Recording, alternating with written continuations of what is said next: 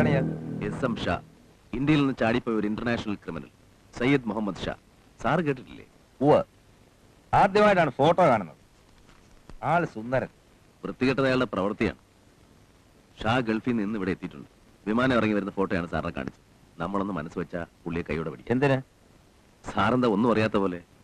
സ്വർണ്ണക്കടത്തും മയക്കുമരുന്ന് ഇടപാടും അടക്കം ബോംബെയിലും ഡൽഹിയിലും നടന്ന നിരവധി കൊലക്കേസുകളിലും പ്രതിയാണ് അയാൾ. പത്രത്തിൽ വായിച്ച അറിവായിരിക്കും. ഈ ഷായിക്കെതിരായി നമ്മുടെ ജൂറിസ്ഡിക്ഷനിൽ വല്ല കേസുണ്ടോ? ആൾ പിടികിട്ടാപ്പുള്ളിയാണെന്ന് രാജ്യത്തെ ഏതെങ്കിലും ക്രൈം ഇൻവെസ്റ്റിഗേഷൻ സെന്ററിൽ നിന്ന് വല്ല നിർദ്ദേശവും കിട്ടിയിട്ടുണ്ടോ?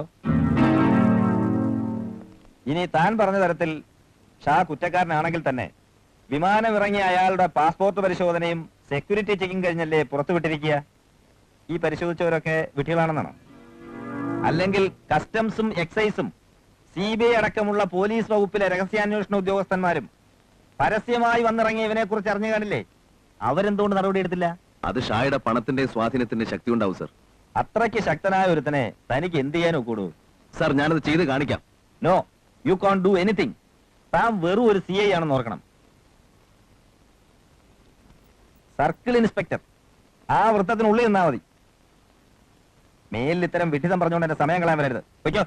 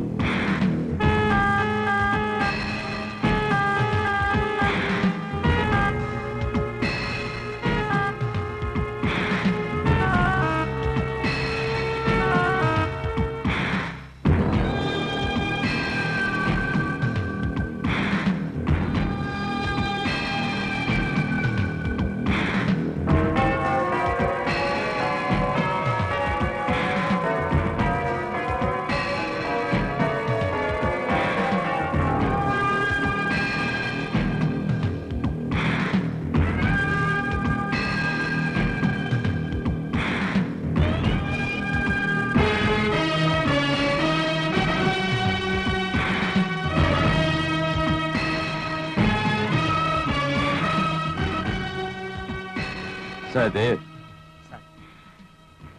Indra did tell me about you.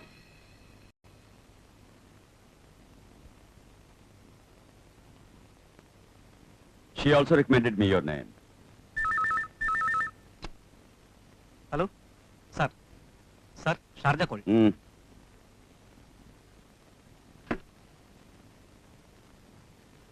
Listen to me. Parayanuday Kelku? Yes, sir. परयानुदय केलकू, ये काम बहुत खतरनाक है, डेंजरस। हिम्मत वाला ही ये काम कर सकता है। सबसे जरूरी ये है कि वो लोग सच्चे और ईमानदार, ऑनेस्ट होने चाहिए, समझे? मसला आयो? सर, जो लोग मेरे साथ हैं उन्हें अगर कुछ हो जाए तो मैं बर्दाश्त कर लेता हूं, लेकिन अगर मेरे साथ धोखा होगा तो वो बर्दाश्त नहीं होगा। यही अंडरवर्ल्ड का लॉ है। बाकी की बातें तुम्हें इंदिरा बता दे। मसला आयो? Yes sir. Indira? Sir. Okay sir.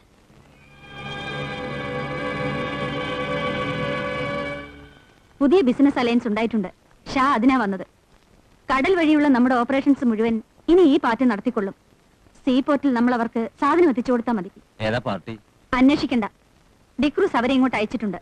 ആ ഗ്രൂപ്പിൽപ്പെട്ട 4 പേരെ.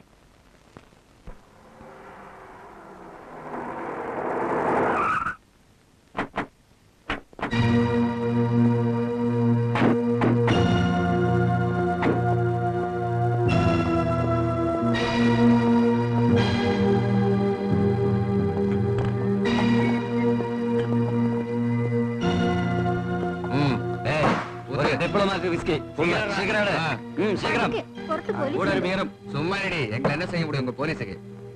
சீக்கிரம் നമ്മുടെ സ്റ്റേറ്റിന് പുറത്തുള്ള ഒരു തീവ്രവാദ സംഘത്തിൽപ്പെട്ട ചിലർ ഇവിടെ എത്തിയിട്ടുള്ളതായി എനിക്ക് വിവരം കിട്ടിയിട്ടുണ്ട്.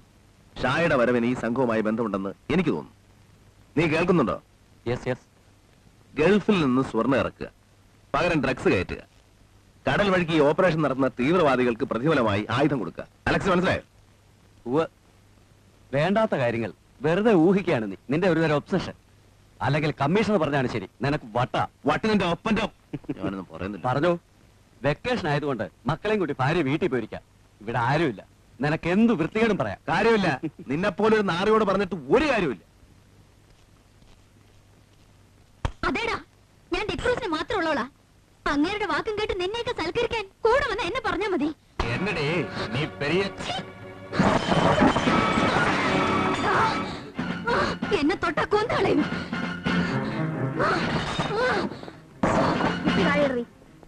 താഴെയിടാൻ ഇടടി.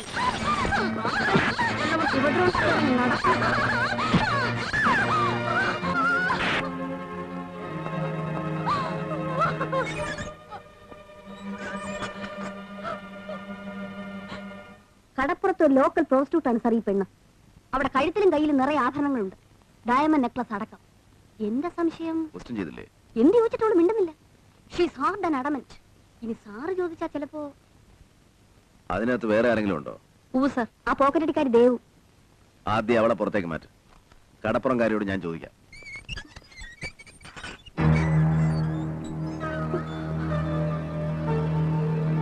പാടി ഇവിടെ എന്നെ കൊണ്ട് പറയിപ്പിക്കാവുന്ന ഞാനൊന്ന് നോക്കട്ടെ.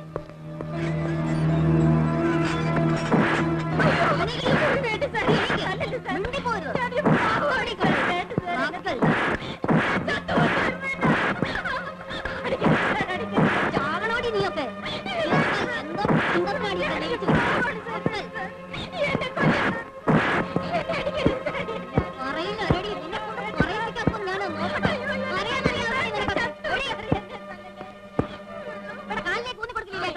ഇങ്ങനെ കമ്പി പഴിപ്പിച്ച് മാംസം കരിച്ചിട്ട് കാര്യമില്ല ദാക്ഷായണി.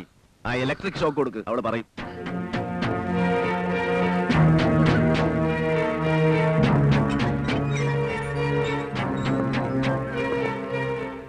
സത്യം ഞാൻ നിന്നെ ഞാൻ ഉപദ്രവിക്കില്ല. അല്ലെങ്കിൽ നിന്റെ ശവമായിരിക്കും ഇവിടുന്ന് പുറത്തേക്ക് കൊണ്ടുപോവാ. സത്യം പറയാം സർ. ആരായിരുന്നു നിന്റെ കൂടെ നിന്ന് കുടിച്ചവര്?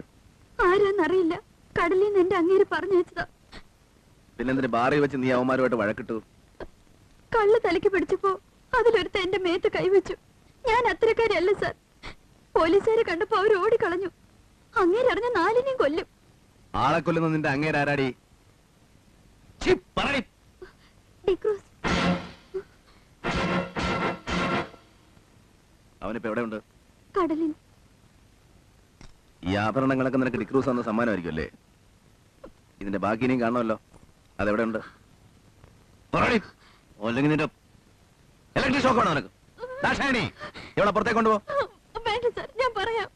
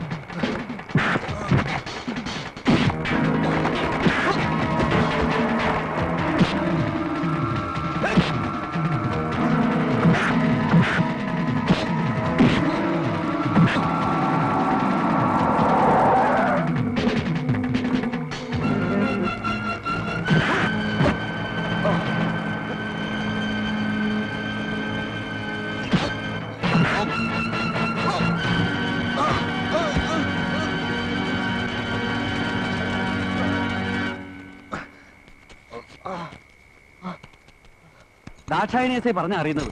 ഞങ്ങളൊക്കെ അവിടെ ഉണ്ടായിട്ടും സാറിങ്ങനെ തനിച്ച് പലതും പറ്റിയിരുന്നെങ്കിലോ? പരിവാരത്തോടെ പുറപ്പെട്ടു വരുമ്പോഴേക്കും ഇവൻ മുങ്ങിയിരിക്കും, പിന്നെ കണ്ടെന്ന് വരില്ല. നിന്റെ ബലമൊന്നും വാസിന്റെ അടുത്ത് വേണ്ട, കൈ കാണിക്കട.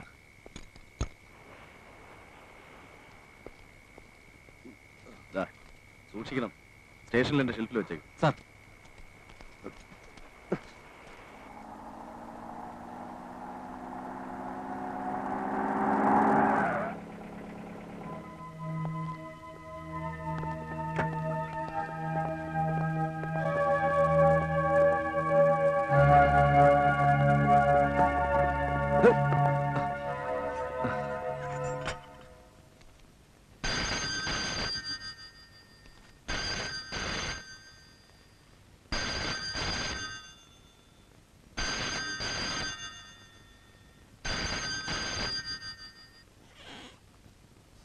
നിങ്ങൾ നിൽക്ക്. വക്കീലിരിക്കെ.